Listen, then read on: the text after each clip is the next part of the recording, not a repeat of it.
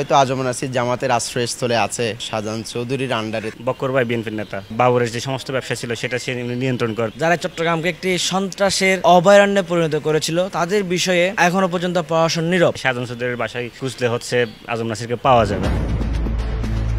যুবলীগ নেতা সন্ত্রাসী হেলাল আকবর চৌধুরী বাবর ও নুরুল আজিম রনির নেতৃত্বে চট্টগ্রামের মুরাদপুরে 16 জুলাই রক্তক্ষয়ী হামলায় প্রাণ হারায় ওয়াসিম আকরাম, ফয়সাল আহমেদ শান্ত ও মোহাম্মদ ফারুক।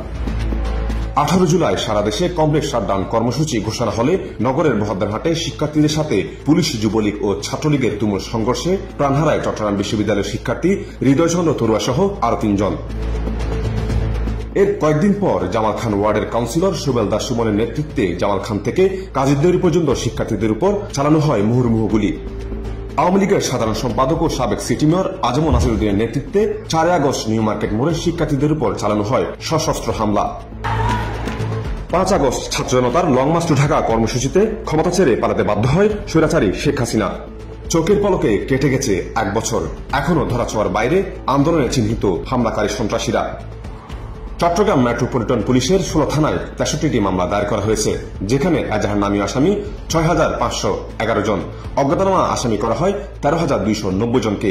এইসব মামলায় অস্ত্র সরবরাহ, আন্দোলনকারীদের উপর হামলা, নির্যাতনের তথ্য উঠে আসে হেলাল আকবর চৌধুরী বাবর, নুরুল আজিম রনি, শৈবালদার সুমন, মুহিবুল হাসান চৌধুরী নৌফেল, আজম নাসির সহ আওয়ামী লীগের হেভিওয়েট নেতাকর্মীদের বিরুদ্ধে।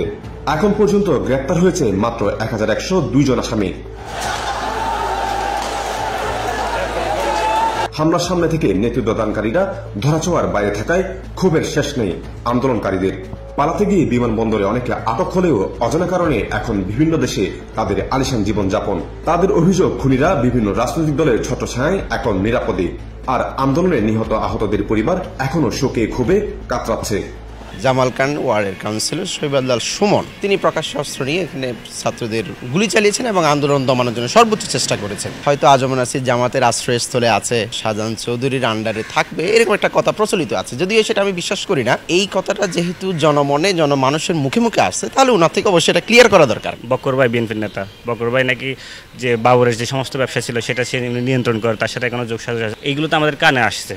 কিন্তু কথা হচ্ছে যে যদি এটা হয়ে থাকে, এটা তো জুলাইয়ের সাথে সরাসরি গাদ্দারি করা। আমরা তো 5 তারিখ পর থেকে শুনছি যে শাহজাহান চৌধুরীর বাসায় খুঁজলে হচ্ছে আজম নাসিরকে পাওয়া যাবে। আর এটাও শুনছি যে বিএনপির অনেক নেতা আমির খসরুর সাথে এখানে হচ্ছে অনেকজন আশ্রয় দিচ্ছে। বারবার আবেদন ছিল সরকারের কাছে যে এই গণহত্যার বিচার যাতে দ্রুত করা হয় এবং বিচারটা যেই প্রক্রিয়া আগানো হয়েছে, মানে নর্মাল মার্ডার মামলা যেভাবে হয় সেভাবে।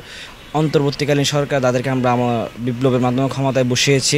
বিচার পাওয়া দূরের কথা, যাদের নেতৃত্বে হামলা হয়েছে, যাদের নেতৃত্বে আমাদের ভাইদেরকে শহীদ করা হয়েছে, আহত করা হয়েছে, পঙ্গু করা হয়েছে, অন্ধ করা হয়েছে, তাদের বিষয়ে আদালত এখনো নীরব ভূমিকা পালন করছে। হামলাকারীদের কোনো বিচার এখনো আমরা পাই নাই। যারা চট্টগ্রামকে একটি সন্ত্রাসের অভয়ারণ্যে পরিণত করেছিল তাদের বিষয়ে এখনো পর্যন্ত প্রশাসন নীরব। যারা দেশে আছে, দেশে তাদেরকে অ্যারেস্ট করার কোনো প্রক্রিয়া আমরা দেখছি না। এক রক্তক্ষয়ী অভ্যুত্থানের রাষ্ট্রে এখন নতুন সরকার, কিন্তু প্রশ্ন রয়ে গেছে স্বৈরাচারের সহযোগী সন্ত্রাসীদের বিচার হবে কি? News desk, Chittagong 24, Chittagong.